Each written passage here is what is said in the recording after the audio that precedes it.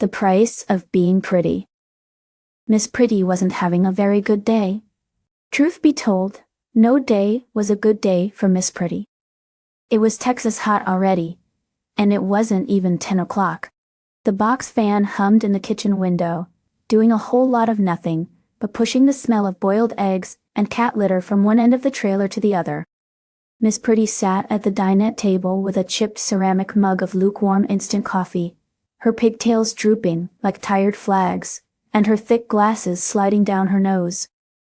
Her real name was Darlene, but everyone had called her Miss Priddy since she married old man Vincent Priddy back in 1974.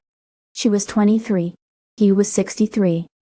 Their wedding photo, still up on the wall between a fake brass sconce and a faded cross-stitch of the Serenity Prayer, looked more like a father and daughter at a church social than husband and wife.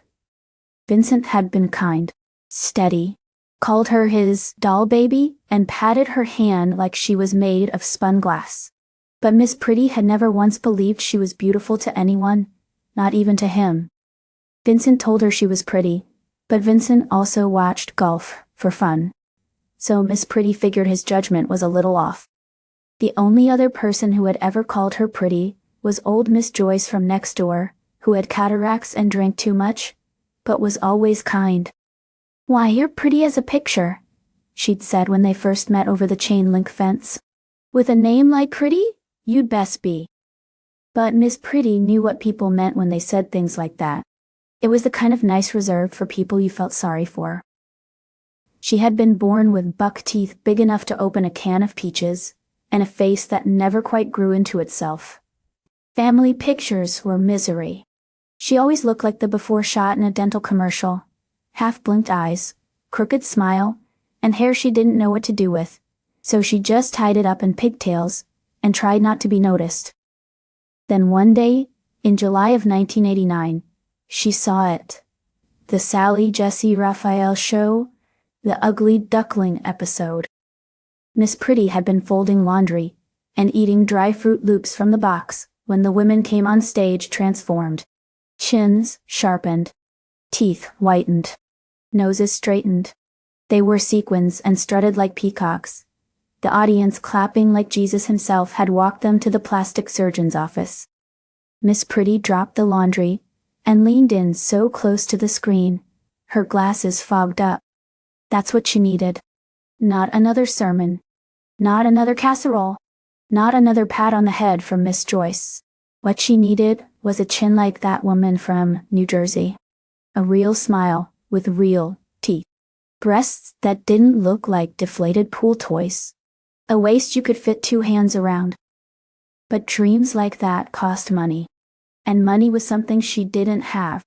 Vincent's pension kept them fed, clothed, and housed, but there wasn't enough left over for more than a bottle of grocery store wine and the occasional new pair of Kmart sandals.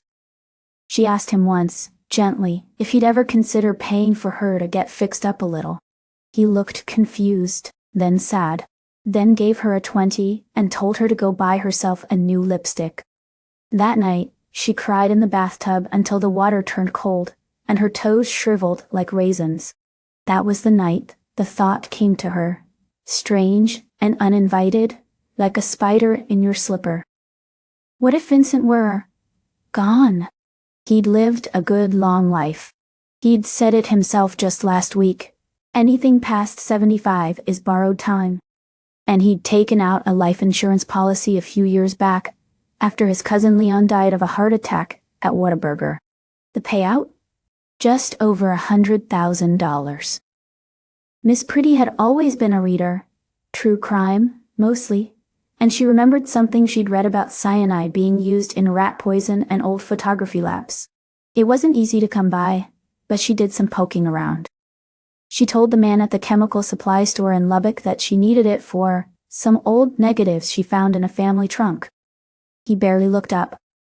It came in a little brown glass bottle, like cough syrup, only deadly. She slipped it into Vincent's iced coffee one blazing hot Tuesday morning, while cicadas screamed outside and Miss Joyce watered her begonias. He sighed after the first sip.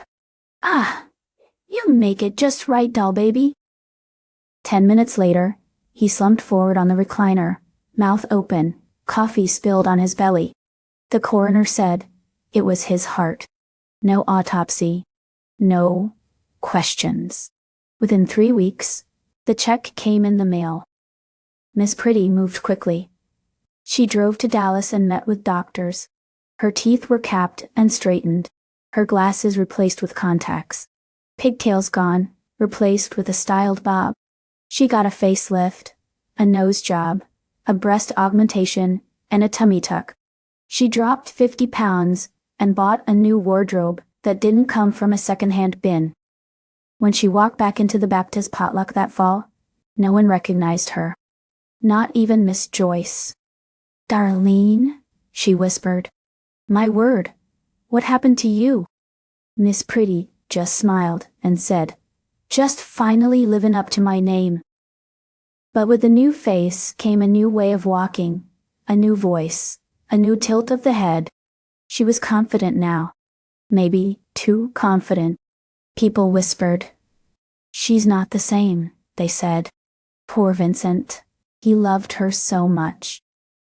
Miss Joyce stopped coming by. Her phone rang less and less. Men started noticing her, sure. But they weren't Vincent. They didn't hold her hand in church or brush her hair before bed. They took her out a few times, kissed her hard in parking lots, and then disappeared. One of them stole her TV. Another borrowed $400 and ghosted. By 1992, most of the money was gone. Her trailer looked the same on the outside, but inside was a queen-size bed with silk sheets and a mirrored vanity covered in expensive creams she couldn't afford to replace. But when she looked in the mirror, she smiled. Alone? Yes. Broke? Almost. A murderer? Certainly. Though no one knew it. But she saw beauty now, and that was something she'd never seen before. For once, Miss Priddy didn't dread her reflection. And no matter what anyone else thought, she felt pretty. Really, truly pretty. Just like her name.